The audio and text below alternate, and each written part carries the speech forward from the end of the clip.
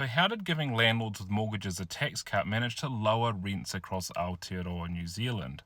Now that's a narrative that we hear a lot from politicians and government now. If you haven't heard it there, then you've probably heard it from companies like this who work in the game of property.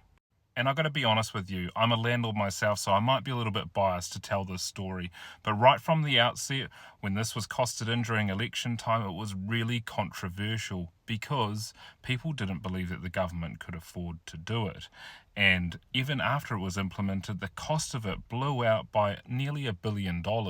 And let's be honest, the price of rent has settled down a little bit. It's not going up as fast as it was during the pandemic. But is that because of the interest deductibility changes for landlords with mortgages, or is that more to do with the market? And if we look at the opinions of leading economists on why rents ended up skyrocketing in the first place, it had a lot to do with population, immigration, and a shortage of property. That, paired with worldwide inflation figures that were through the roof because of so much money pumping around in the economy, along with higher interest rates, was the real fundamental material reason that rents went up so high during the pandemic. And when you look at all the data from all around the world, from countries that we compare ourselves to, the rent in those countries went up for the exact same reasons, and in some places it went up much higher. And our government was only the government in this country during the pandemic. They couldn't have possibly controlled things that were happening around the rest of the world. And that's why now rents are lower or more stable than they were. That doesn't mean that it's more affordable, but they are not climbing at a rate that we saw during the pandemic.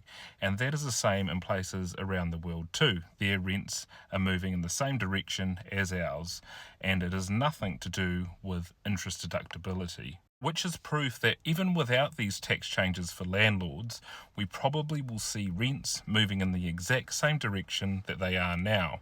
And anecdotally, in my position as a landlord, I believe that this is true because I was exempt from tax deductibility rules that Labor put into force because I own a new investment property, which has always been exempt because new properties were exempt from those rules because it was adding to the actual issue that was creating higher rents. And my rents have come down since the change, but my tax bill is pretty much no different because the rules didn't affect me anyway, which means that the reason for lower rents is less to do about tax and more to do about things around population and supply.